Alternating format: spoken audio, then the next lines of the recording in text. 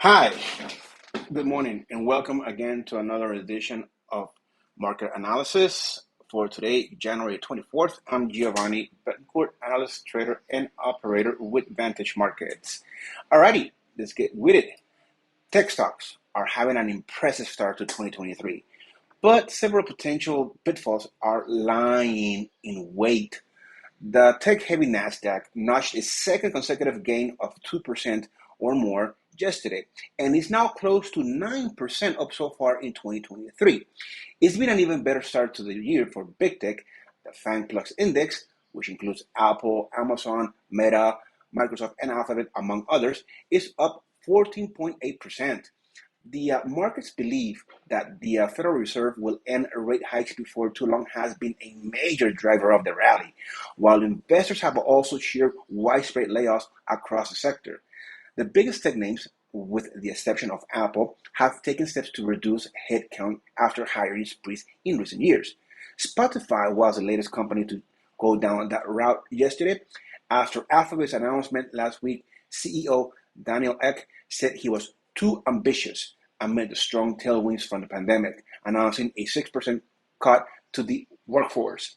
While such cutting measures have been welcomed by investors as a method for boosting profitability in the here and now, it does somewhat limit growth when economic conditions do improve. Okay, now the tech stock resurgence after a dismissal 2022 has a more immediate hurdle to overcome. Earnings season is now going to be pretty for the sector, but expectations are low. It's the outlook that will be the most closely watched. Microsoft, following its multi-year, multi-billion-dollar investment in ChatGPT, parent OpenAI, will kick things off today. Now, it's not just earnings that threaten to derail the rally. The growing assumption that a Fed pivot is close is based on flimsy foundations. Higher than expected inflation or strong labor market data at any point in the weeks ahead could alter that in a heartbeat, starting with Friday's PCE reading. So with that being said, let's take a look at what the market are showing us for today.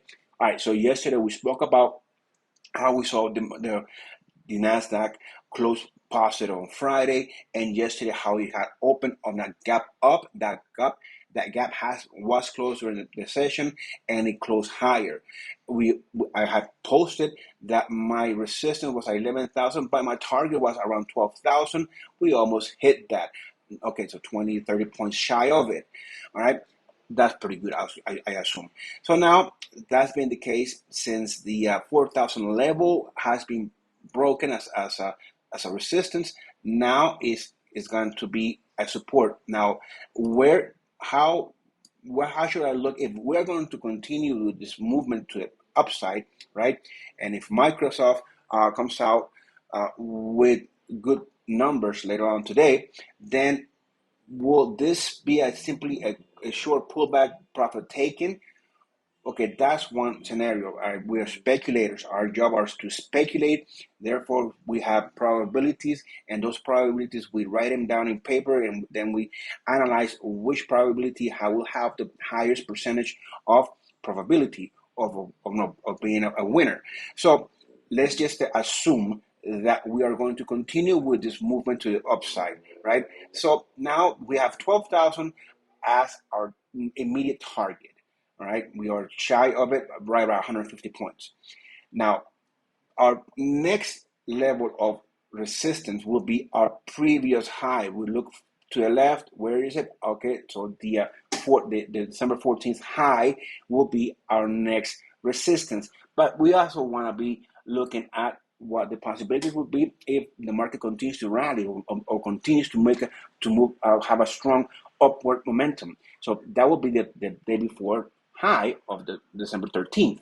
So that high could be our resistance. But looking at it, that's pretty wild. That's pretty high. So let's just be conservative, okay? And we could simply say that our resistance can be 12,100. A nice round number, psychological number. 12,100. That could be our next target.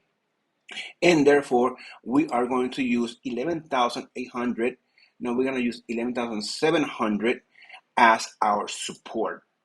Move it up from 11,500. So, okay, boom. That's our support. RSI is pointing lower, but it is in neutral zone, so it's not overbought. The 21 moving average is in a 45-degree angle, pointing higher, so that could be acting also as a dynamic support if the market, as the market is lower, higher from it. So let's take a look at what we saw, what happened with the S&P 500. So that level of 4,000, which was obviously our fantastic level of resistance, now it has turned to be a support. So where should we place our resistance? Well, 4,080, 4,100 could be the case. I'm gonna choose 4,100 as my next resistance. All right, there could be other resistance.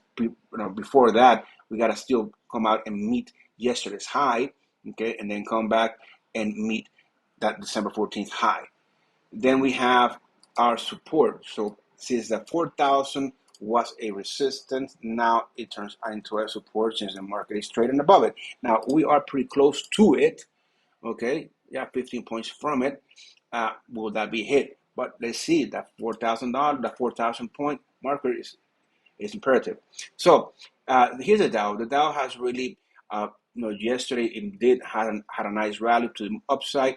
It has traded lower today, so I'm just gonna keep my support level for it. 32,000 is my support, and I'm gonna use the 21-day moving average as my resistance, which the market is actually right now trading below it. So it seems to be like there's a lot of some sort of a consensus to move the market lower.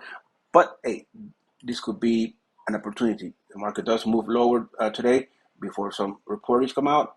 That's a great opportunity to buy for some.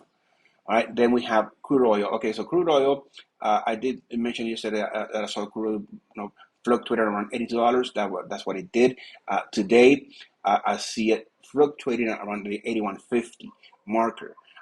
We just gotta wait for some information coming out of China. They're introducing themselves back into the economy. They're opening up, so that demand, that consumption, could yield up to a million barrels per day. So that demand will hit the markets, and so we could probably see crude oil higher. I have my $84 marker as my resistance, $79 as my support.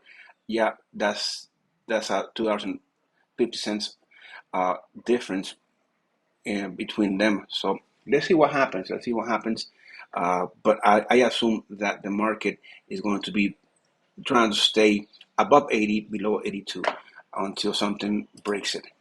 Then we have Nat Gas. Nat Gas, like I've been saying, Nat Gas will stay above $3, below 350, fluctuating just really lateral or horizontal consolidation. Perhaps make another attempt at going lower towards $3, then find some support, find some buyers, and bring it back up. We're almost, we're closely getting into the oversold territory. So anything anything lower towards the $3 marker most likely will bring the RSI into being oversold. Then we have gold. Gold. Wow. Okay. So gold, all right, gold fluctuated higher towards the 1950. Now it's pulling back. It's pulling back. 1920 is really close, and I used that as a previous resistance level, so now it could be a good level for support. My support is way down there, so I'm gonna bring that puppy up to 1900. So 1900 is gonna be my support, and I could probably see the RSI is overbought. So a pull back down to 1920 could find some support, some buyers, to bring it back up and meet go back to its high of today, 1940. That could be a scenario. Then we have silver, which is also trading below the 21-day moving average towards the 23 marker. RSI is way in the middle, but it is below 50, pointing towards a movement or a momentum to the downside. So keep that in mind. Yeah, anything. So if silver continues to move lower, comes down to 23, and just let's say it comes down to meet our support level, I assume that will bring the RSI right about in between 30 and 40 and 30, not yet still being oversold. So keep that in mind. We could probably see some continuation of the pullback movement to a downside.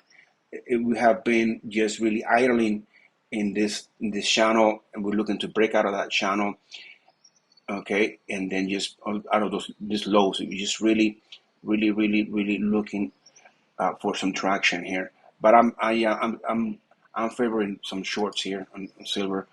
Copper is the same token. I'm favoring some shorts in copper. We are entering the neutral zone for the RSI, but just the mark price action is telling me 420 could be our next support level. See if we can find some buyers around here. As far as Bitcoin goes, Bitcoin, it has its own mind. But I assume that Bitcoin is going to stay also in this channel, in this narrow channel of $2,000, below above 22,000, below 24,000. Then we have the euro, the currencies. All right, so the euro is looking to stay above 108, that's for sure. Or at least 108.50. 109 is a support, that's a resistance level that it was met. It was respected so far today. Yesterday we violated, but we closed below it. So I'm looking at the euro to also just do some consolidation, horizontal movement, lateral movement, and wait for a breakout.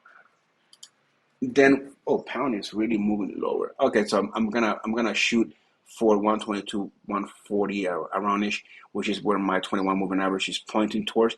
This is a dynamic support level now that the market is above it. So I'm looking, the curve on the RSI is really pointing lower. So let's see how far lower would it meet when it reaches to 50.